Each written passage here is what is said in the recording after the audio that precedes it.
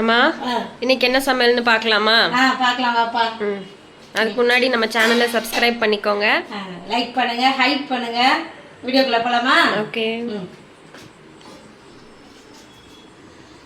சரி, சோறு போட்டுக்கலாம். சுட சுட சோறு. நம்ம வாங்கின முட்டை பை இருக்கு இல்லையா, அதை அப்படியே குழம்பு வச்ச அம்மா நல்லா திக்காக வச்சுருக்கிறேன்.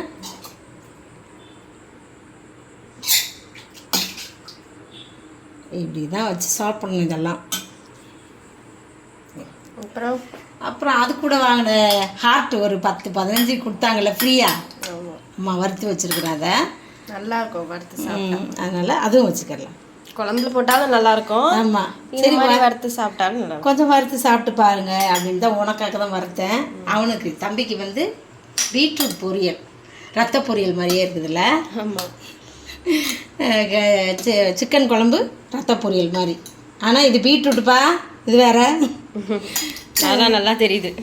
பீட்ரூட்டா தெரியுதா? சரி சரி, அவ்வளோதான். இதான் நார்மல் குழம்பு, சிக்கன் குழம்பு எப்படி செய்வோமோ அதே மாதிரி தான் இதையும் செய்யணும். ஆனால் நாங்கள் காரம் கொஞ்சம் கம்மியாக போட்டு தான் செஞ்சுருக்குறோம். ஏன்னா இங்கே யாருமே காரம் சாப்பிட முடியல, அதனால காரம் கம்மியாகவே செஞ்சுக்கிடலாம் அப்படின்னு செஞ்சாச்சு. அப்புறம் வந்து அம்மா வந்து குல்ஃபி செஞ்சு வச்சுருக்கிறேன். நாளைக்கு சாப்பிட்லாம், நாளைக்கு காட்டுறேன். ஓகே, அவ்வளோதான். அது இன்னைக்கு சமையல் அதான் பண்ணேன் இன்னைக்கு. இதோட இன்னைக்கு பிறந்த நாள் திருமணநாள் கொண்டாடுற எல்லாருக்கும் வாழ்த்துக்கள் சொல்கிறேன், ப்ரேயர் பண்ணிக்கிறேன். எல்லாரும் சந்தோஷமாக இருங்க. அன்னையர் தின வாழ்த்துக்களை நிறைய பேர் சொல்லியிருந்தீங்க. நான் சொல்லலை, மறந்துட்டேன். எல்லாருக்கும் அன்னையர் தின வாழ்த்துக்கள், முடிஞ்சு போன அன்னையர் தின வாழ்த்துக்கள்லாம் சொல்கிறேன்.